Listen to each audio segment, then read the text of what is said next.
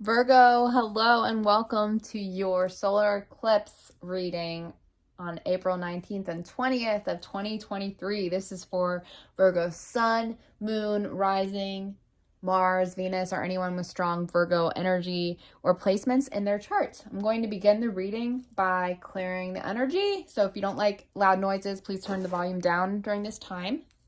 Here we go.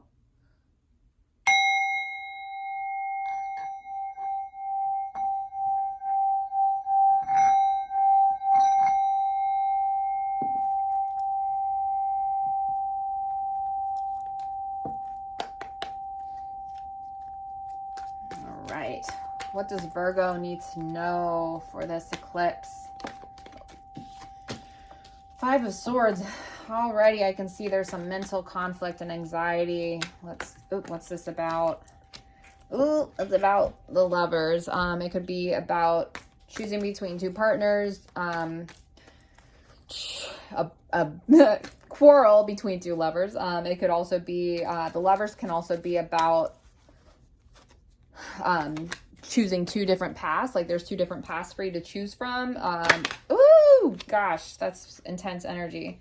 It's also Gemini energy, so I don't know, you could be in a relationship with Gemini, and holy crap, the Devil in reverse just came out below that, and so did Seven of Pentacles. So ooh, already this is intense. These are just flying out, so I know that there's a lot of stuff going on for you, Virgo. So what it looks like is there's some kind of conflict with a lover, a lot of anxiety, and then swords have to do with communication. So there could have been, especially with the Gemini, there could have been a lot of hurtful words said to each other and arguments. So I feel like there's like some kind of choice that you need to make right now. Are you going to stay with this person? Are you going to leave? Or it could be between like a couple, like two different jobs. It could be between a relationship and a job. I feel like you have to make a decision in some way. Okay, so can I get a couple more, please? And while I'm doing that, they'll go let my dog outside. All right. Unless he stops crying, maybe he did. He's like, I can't take your energy, Virgo. I have to go outside. This is too intense for me. Just kidding. All right. Okay. All right. Looks like we got another one. Okay. Sorry, guys.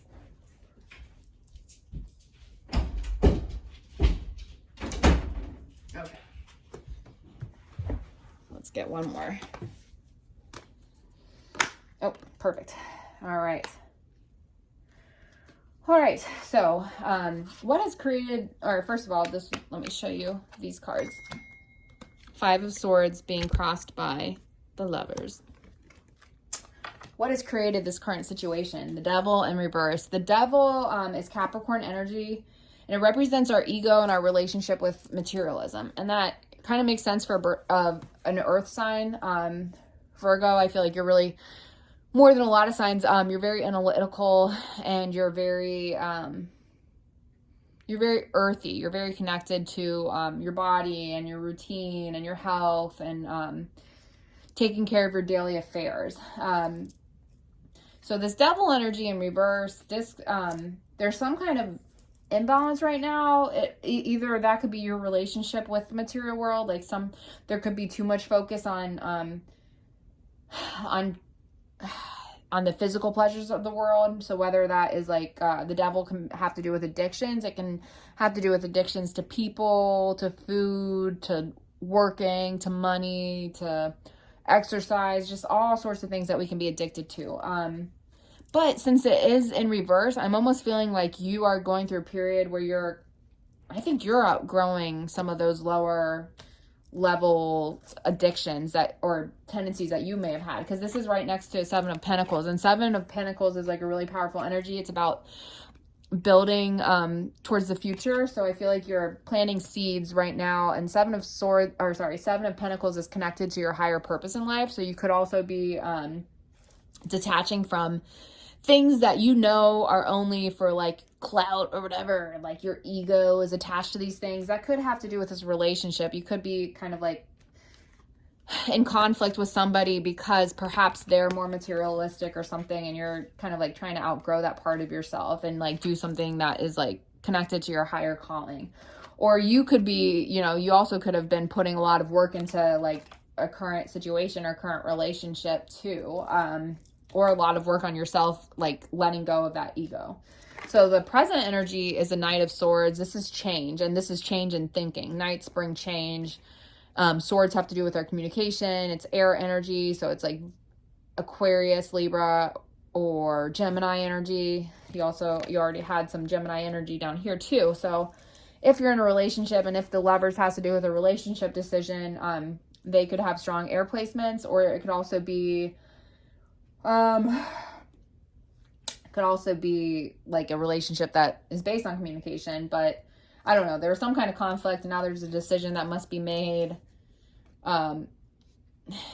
Somebody's ego could have been like hurt or bruised, or the devil energy could be you overcoming your ego, or it could be like this other person who is overcoming their ego, or this verbal sparring could have been the thing that kind of like it hurt your ego in some way.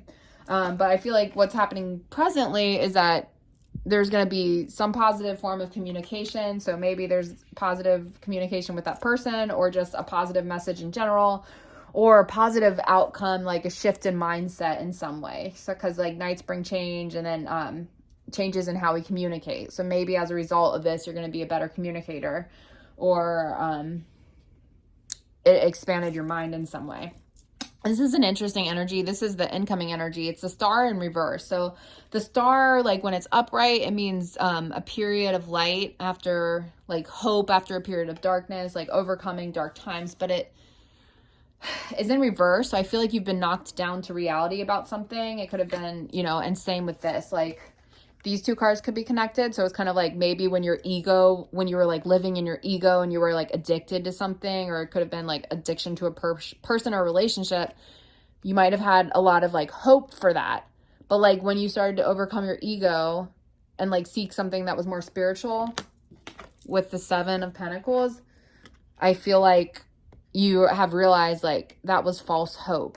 And so it's kind of like that person's been knocked off their pedestal a little bit. I feel like you're overcoming that like mentality. So like right now, your energy is this Two of Pentacles, which is in balance. You're able to balance your daily affairs with your relationships. Like I feel like you have work-life balance, balance in your relationships, balance with finances, balance in your daily affairs. What's in your external environment? Two of Wands. Okay, so you could be faced again, another choice, like two paths. So whether that is two people, or if this is like two careers, because Wands has to do with career. So you could also be choosing between like two jobs, or two relationships, or a job versus a relationship. But either way, the Two of Wands has to do with staying in your comfort zone or taking a new path. And eclipses invite us, and they actually urge us. Sometimes they do it like unexpectedly, and they force us to take that new step outside of our comfort zone. So the eclipse could be pushing you to make a new decision, make a decision that's like not aligned with your ego, but something that is going to be a little bit outside of your comfort zone. This is the hopes and fears position. It's Judgment in reverse. And I feel like it is reiterating that point. Like we've got a lot of twos here. You've got two, and then another two right after that. And then Judgment, you see there's two paths, but it showed up in reverse. So I feel like you could fear that you're going to make the wrong decision. You could fear, you know, losing what you already have. You could fear the unknown. You could fear the outcome.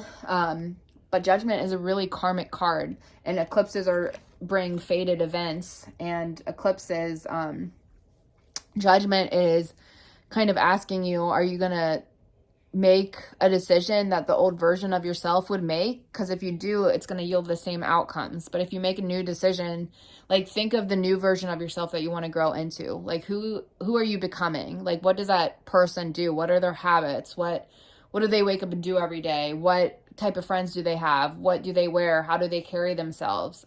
What would that person do? What outcome would they choose?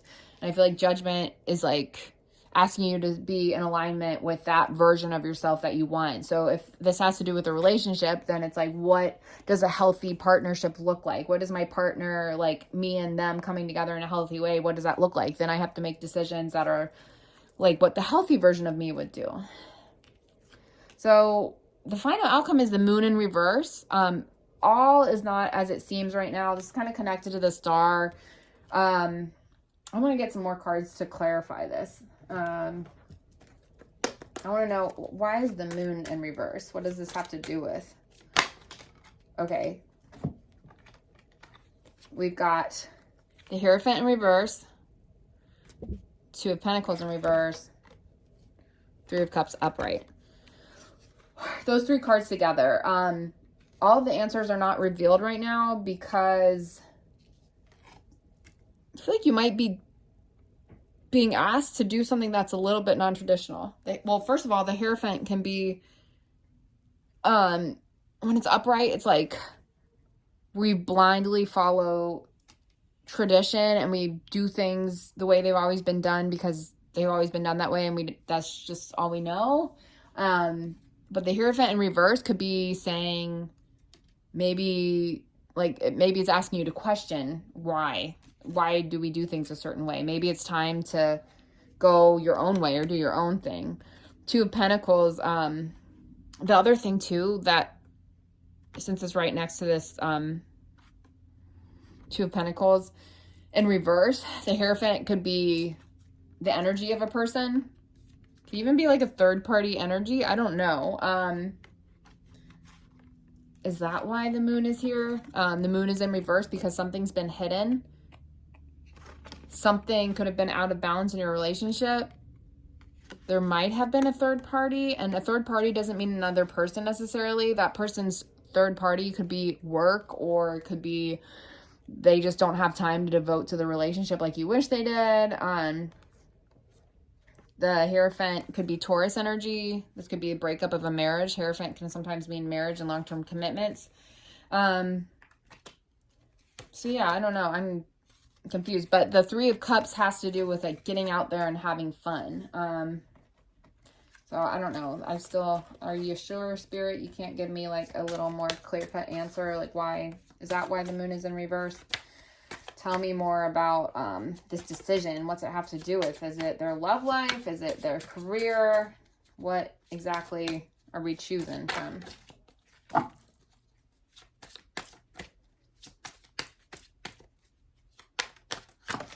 Okay. The Hermit, Virgo, that's you.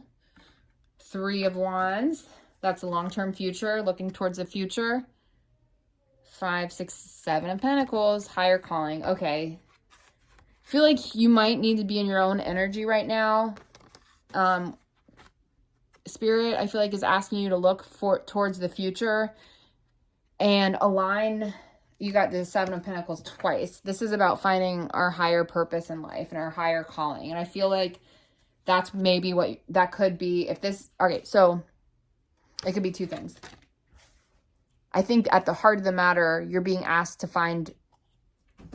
put your energy into your higher calling, so pursuing something that is a higher calling. So that could, and for a lot of people, that's their job. But it can also be a relationship. And sometimes it can be that those energetic themes can play out in your relationship. Like your partner and a breakup of a relationship can be the thing that's causing you to realize that you need to pursue a career that's more in alignment with what your soul's purpose is in this lifetime. So whether or not you're in a relationship is kind of irrelevant when it comes to like what the message of these cards is, because this is all about, I just feel like it's a strong message to pursue the path that is in alignment with your higher self. And this is a collective theme. Pluto just moved into Aquarius, so we're switching from Capricorn themes, which is all about Capricorn, materialism, accumulating wealth and resources, being the authority figure, while Aquarius is concerned with like everybody being an equal, everybody is taken care of. We're very concerned about what's better for humanity. Technology is in focus. So I feel like now that that shift has been made, you might be feeling that internal shift as well in terms of like career and the work you do in this lifetime. You could be being asked to like step into your God-given gifts and talents and like to try to create wealth with that, or just to like, maybe you're even being asked to like volunteer or do something that would help others in some way.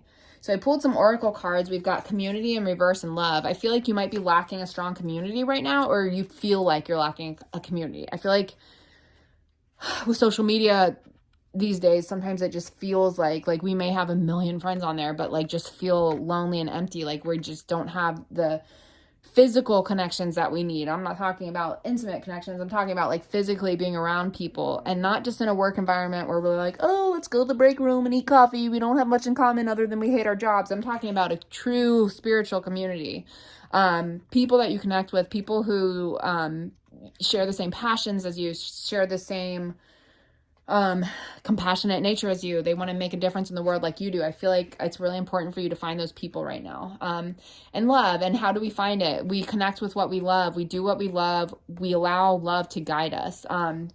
So if you're in a relationship that you don't feel love in, I feel like it's time to let go of that relationship, because it's blocking you from abundance. And it's blocking you from finding your higher purpose. If a relationship is like shining, like making you feel stifled, or like shining like darkness on you or whatever. So I'm going to read from the guidebook. We have love. Love is all around you. Love is coming into your life. You are already more cherished than you can possibly know. Indeed, you are a sacred vessel for love to flow through you when you stand in the center of it all. All is well, no matter what is happening around you. You know that you are loved and you are lovable. You know that there is nothing that you need to do to deserve love. You are enough just as you are. The Creator is love, and in the depth of your soul, you are love. In matters of the heart and romance, all is healing or is already healed. In terms of self-love, your confidence and self-esteem are growing as you take time to cherish and care for yourself. And then we have community. Community. Support is all around you, even if you're not consciously aware of it. Allow yourself to be supported. Give encouragement to others. The more you allow yourself to be supported, the more your dreams can come true. If you believe that you have to do it all alone, you will. Your true family is not just blood relationships. Sometimes the strongest family ties are friends who know who you are. Sometimes they are your ancestors and soul family who reside in spirit. This card speaks of finding your community and your people. It is a card of remembering that your people are at your side, believing in you, loving you, and standing strong beside you. Call in your community and ask for their assistance. They are only a thought away. So we're going to close out the reading with one of these channeled messages as well. So what advice do we have for Virgo moving forward? Is there anything else, Spirit?